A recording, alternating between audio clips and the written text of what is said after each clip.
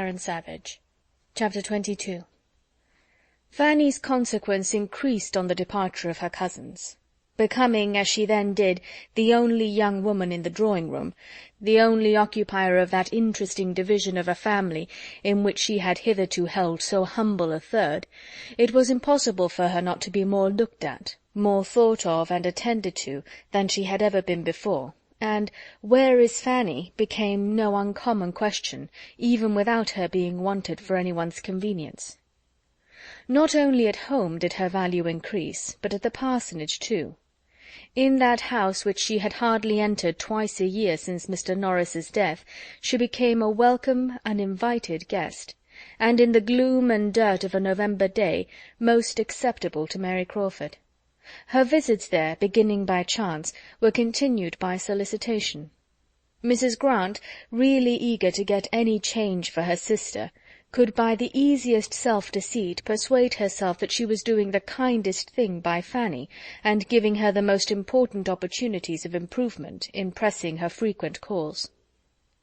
Fanny, having been sent into the village on some errand by her Aunt Norris, was overtaken by a heavy shower close to the parsonage, and being descried from one of the windows endeavouring to find shelter under the branches and lingering leaves of an oak just beyond their premises, was forced, though not without some modest reluctance on her part, to come in. A civil servant she had withstood, but when Dr. Grant himself went out with an umbrella, there was nothing to be done but to be very much ashamed, and to get into the house as fast as possible.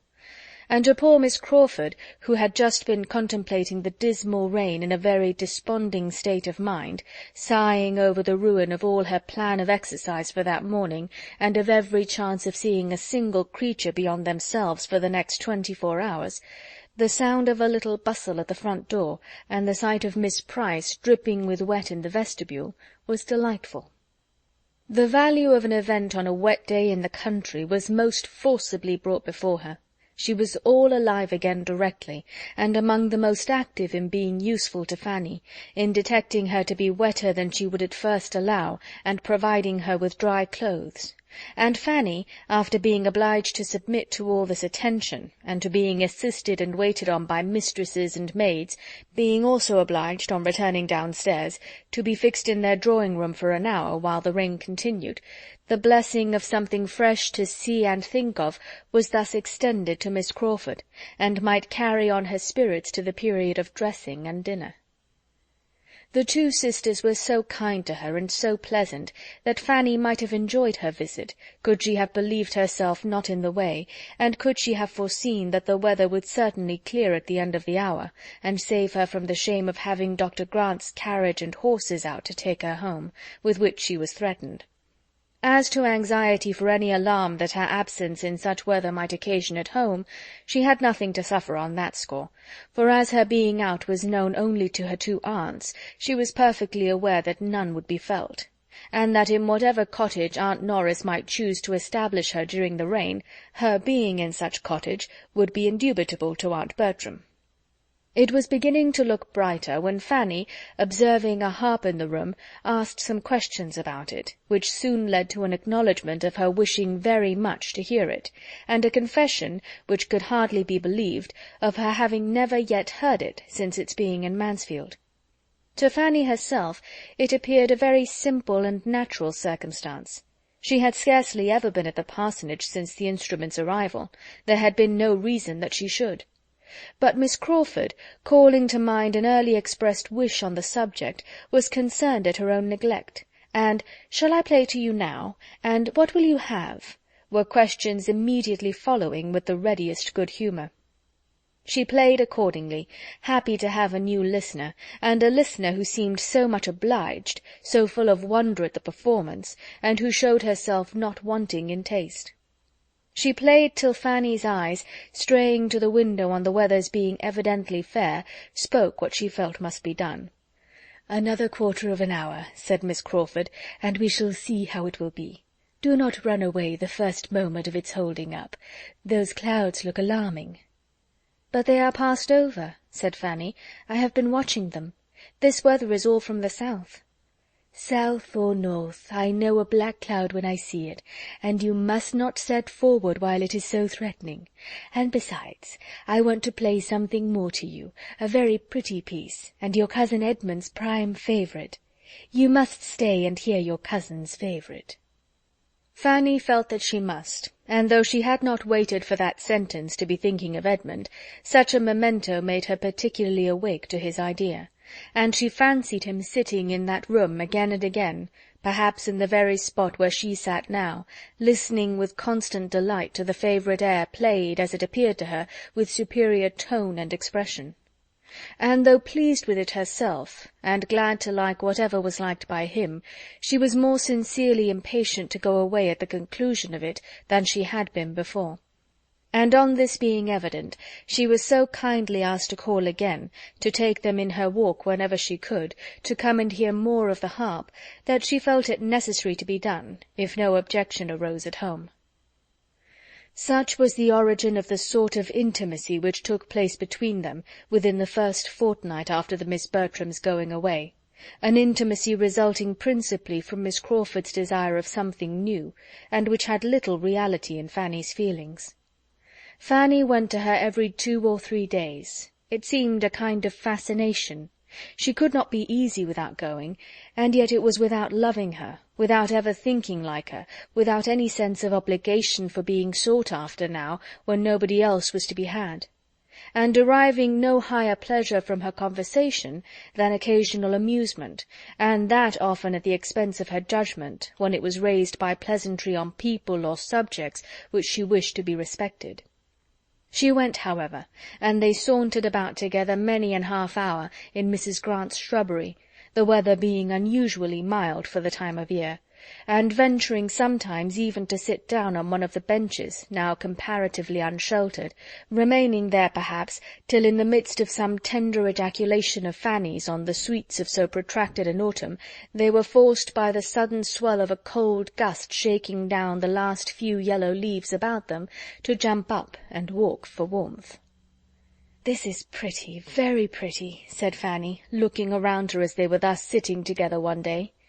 "Every time I come into this shrubbery I am more struck with its growth and beauty. 3 years ago this was nothing but a rough hedgerow along the upper side of the field, never thought of as anything, or capable of becoming anything, and now it is converted into a walk, and it would be difficult to say whether most valuable as a convenience or an ornament, and perhaps in another 3 years we may be forgetting, almost forgetting, what it was before. How wonderful, how very wonderful the operations of time, and the changes of the human mind!" And following the latter train of thought, she soon afterwards added, "If any one faculty of our nature may be called more wonderful than the rest, I do think it is memory. There seems something more speakingly incomprehensible in the powers, the failures, the inequalities of memory, than in any other of our intelligences. The memory is sometimes so retentive, so serviceable, so obedient; at others so bewildered and so weak, and at others again so tyrannic, so beyond control.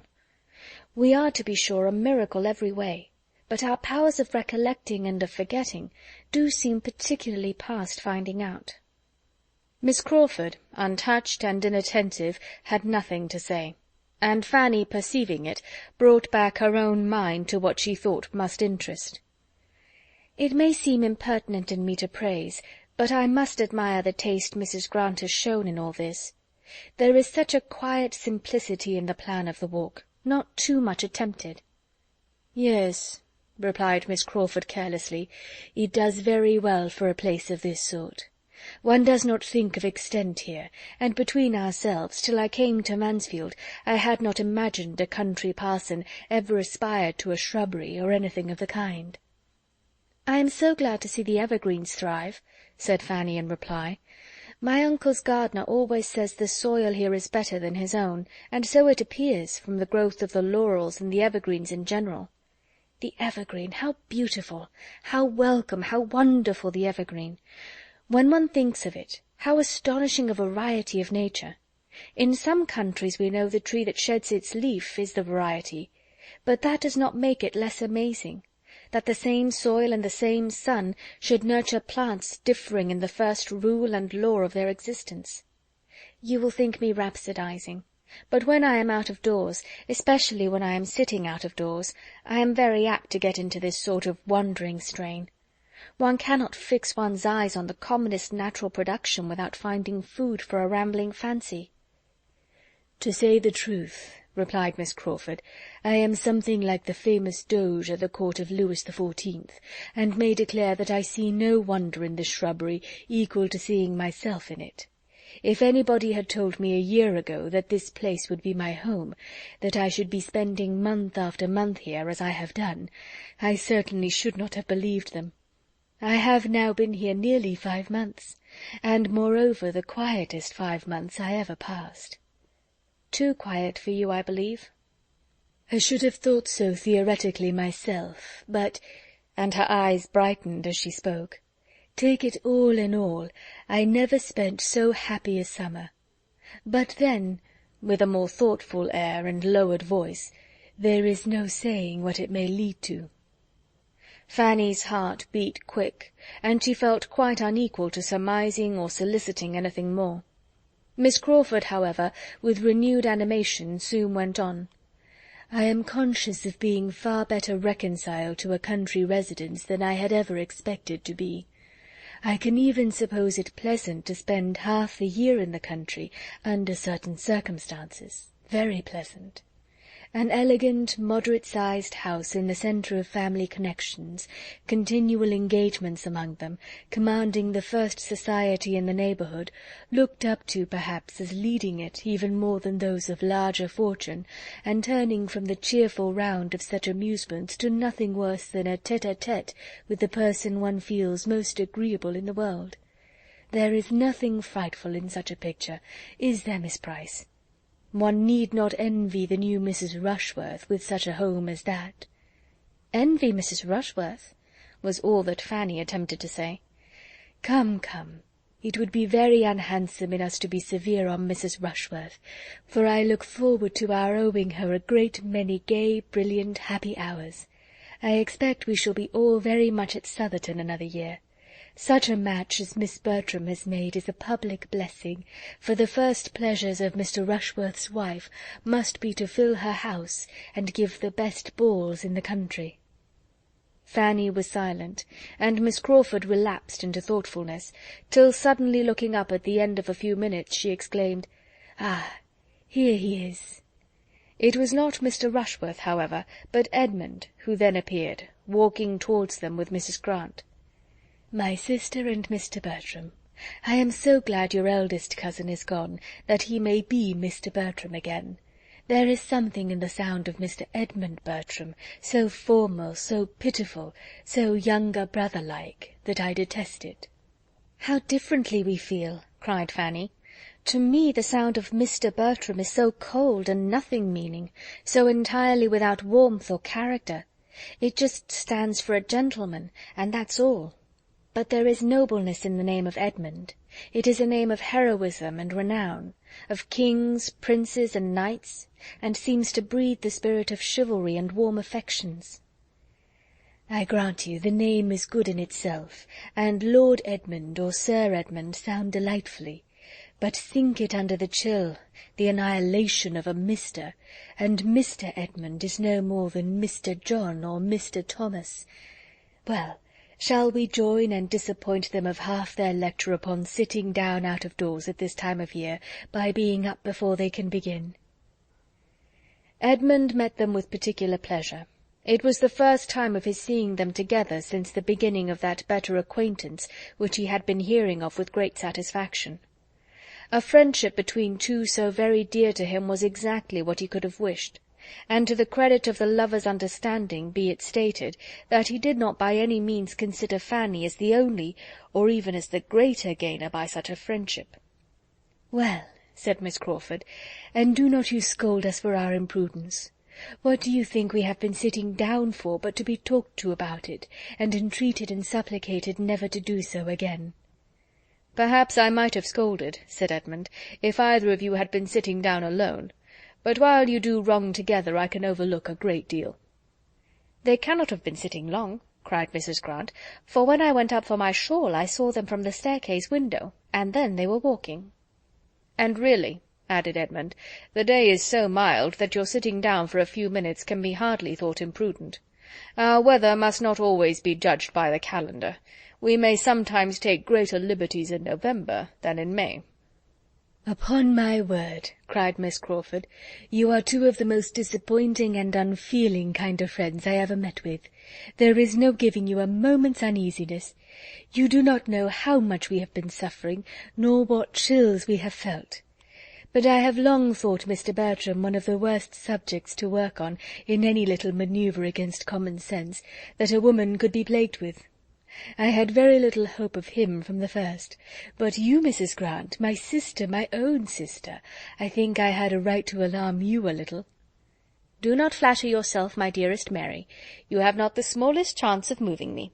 I have my alarms, but they are quite in a different quarter, and if I could have altered the weather, you would have had a good sharp east wind blowing on you the whole time, for here are some of my plants which Robert will leave out because the nights are so mild, and I know the end of it will be that we shall have a sudden change of weather, a hard frost setting in all at once, taking everybody, at least Robert, by surprise, and I shall lose every one. And what is worse, cook has just been telling me that the turkey, which I particularly wish not to be dressed till Sunday, because I know how much more Dr. Grant would enjoy it on Sunday, after the fatigues of the day, will not keep beyond to-morrow. These are something like grievances, and make me think the weather most unseasonably close." "The sweets of housekeeping in a country village," said Miss Crawford archly. "Commend me to the nurseryman and the poulterer." "My dear child, commend Dr. Grant to the Deanery of Westminster or St. Paul's, and I should be as glad of your nurseryman or poulterer as you could be. But we have no such people in Mansfield. What would you have me do?" "Oh, you can do nothing but what you do already. Be plagued very often, and never lose your temper." "Thank you. But there is no escaping these little vexations, Mary, live where we may, and when you are settled in town and I come to see you, I dare say I shall find you with yours, in spite of the nurseryman and the poulterer, or perhaps on their very account. Their remoteness and unpunctuality, or their exorbitant charges and frauds, will be drawing forth bitter lamentations." "I mean to be too rich to lament or to feel anything of the sort. A large income is the best recipe for happiness I ever heard of. It certainly may secure all the myrtle and turkey part of it." "You intend to be very rich," said Edmund, with a look which, to Fanny's eyes, had a great deal of serious meaning. "To be sure. Do not you? Do not we all?" "I cannot intend anything which it must be so completely beyond my power to command. Miss Crawford may choose her degree of wealth. She has only to fix on her number of thousands a year, and there can be no doubt of their coming. My intentions are only not to be poor." "By moderation and economy, and bringing down your wants to your income, and all that. I understand you, and a very proper plan it is for a person at your time of life, with such limited means and indifferent connections. What can you want but a decent maintenance? You have not much time before you, and your relations are in no situation to do anything for you, or to mortify you by the contrast of their own wealth and consequence. Be honest and poor by all means, but I shall not envy you. I do not much think I shall even respect you. I have a much greater respect for those that are honest and rich." "Your degree of respect for honesty, rich or poor, is precisely what I have no manner of concern with. I do not mean to be poor. Poverty is exactly what I have determined against. Honesty, in the something between, in the middle state of worldly circumstances, is all that I am anxious for your not looking down on." "But I do look down upon it, if it might have been higher. I must look down upon anything contented with obscurity, when it might rise to distinction." "But how may it rise?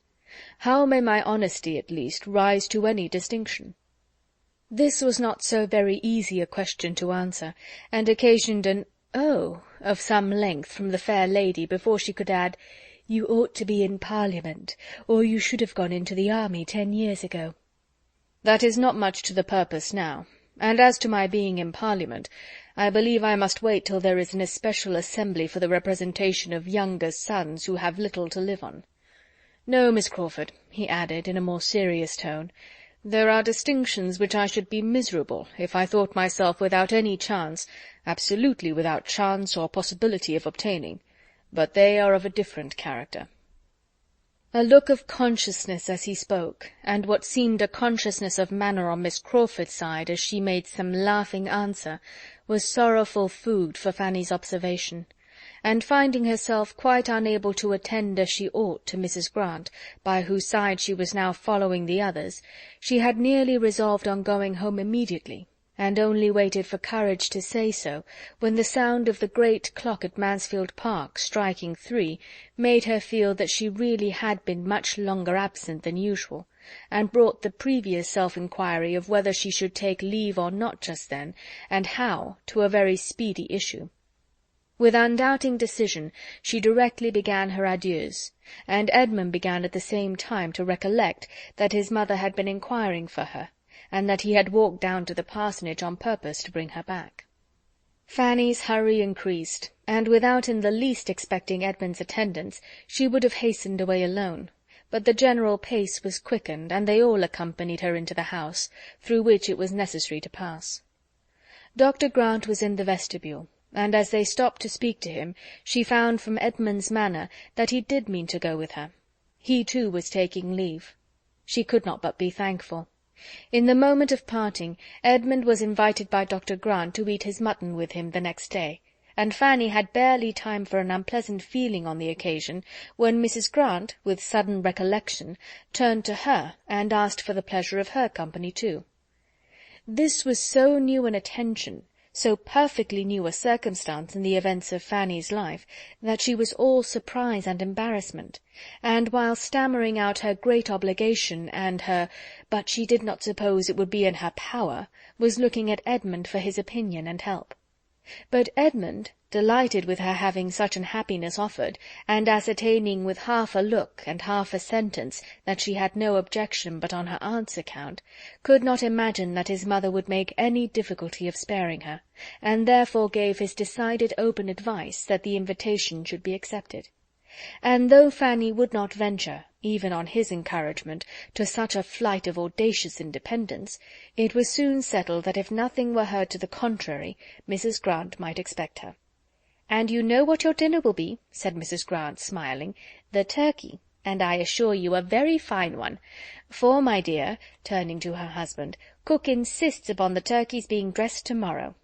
very well," cried Dr. Grant, "all the better. I am glad to hear you have anything so good in the house. But Miss Price and Mr. Edmund Bertram, I dare say, would take their chance. We none of us want to hear the bill of fare. A friendly meeting, and not a fine dinner, is all we have in view. A turkey, or a goose, or a leg of mutton, or whatever you and your cook choose to give us." The two cousins walked home together, and except in the immediate discussion of this engagement, which Edmund spoke of with the warmest satisfaction, as so particularly desirable for her, in the intimacy which he saw with so much pleasure established, it was a silent walk, for having finished that subject, he grew thoughtful and indisposed for any other. Chapter 22